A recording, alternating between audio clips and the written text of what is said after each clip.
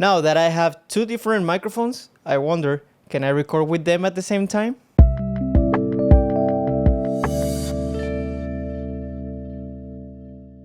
Welcome to What's the Deal series, where we check out some audio-related stuff that you may or may not have heard about.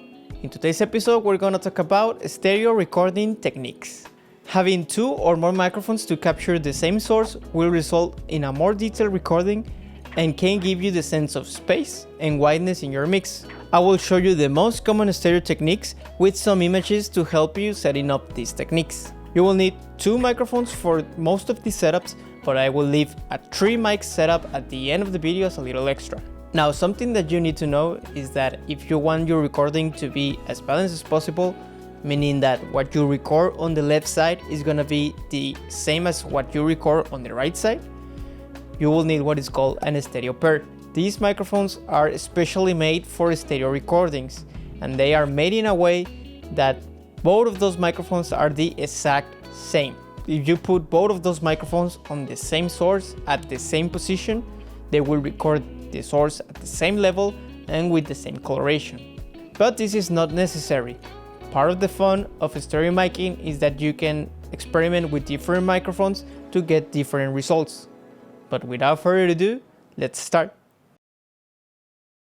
The XY technique is probably the first setup that most audio engineers learn due to how simple it is to use correctly. You will need two microphones, usually small diaphragm condensers, and put them in a certain angle, making sure that the capsules align at the front. This technique is great for close recordings, and it will give you a decent stereo image of the source, but not a very wide one.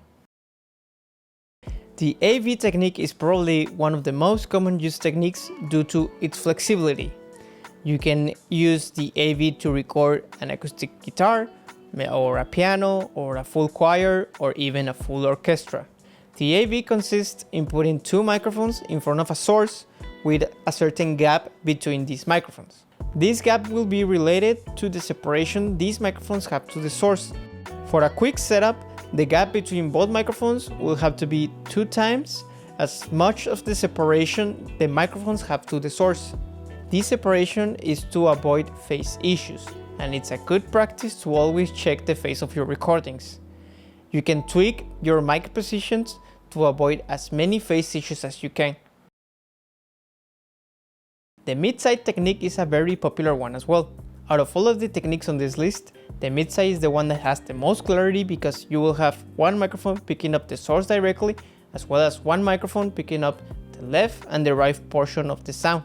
For the mid-side technique, you will need one cardioid microphone and one bidirectional or figure of 8 microphone. And here is how it works.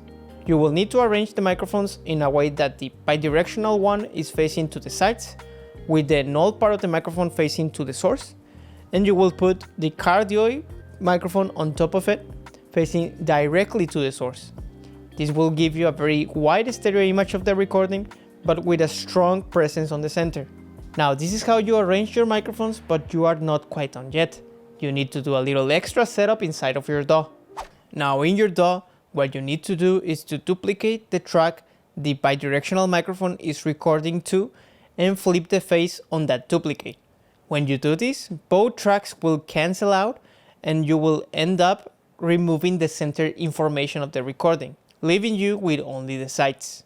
Now, the only thing left to do is to pan one of the tracks fully to the left and one of the tracks fully to the right. And now you're done. The ORTF technique is an stereo setup created by a French broadcast company named Office de radiodiffusion télévision française. And you can think of this technique as an upgrade of the XY setup that we talked about at the beginning of the video. The reason this is an upgrade is because this technique gives you a wider stereo image of the source, but without removing the center completely. For this setup, you need to place your two condenser microphones with their diaphragm spaced 6.7 inches apart from each other with an angle of 110 degrees. Lastly, we will talk about the Deca 3 technique. This technique is the one that uses 3 microphones. This technique was created by Decca Records in the 1950s and is the most popular method of recording spatial and ambience for orchestral and symphonic productions. The Deca tree consists in an arrangement of 3 omnidirectional microphones suspended 10 inches away from the source. The 2 rear microphones are about 6.5 inches from each other, and the center microphone is just under 5 inches on top of the 2 rear microphones in a triangle formation. Please keep in mind that you can experiment with any mic position for any of these arrangements. This is just a blueprint on what you can look for, but you can always experiment with the positions or the microphones. At the end of the day, the result is what it matters, and if you like the end up result, then that's all you need. And that is everything for this video, guys. If you liked it, or if you consider the content useful, please subscribe to the channel, that will help me a ton. Also, if you have a suggestion for a future video, please leave a comment in the comment sections below. I will greatly appreciate that. Hope you have a beautiful day. Thanks for watching and see you on the next one.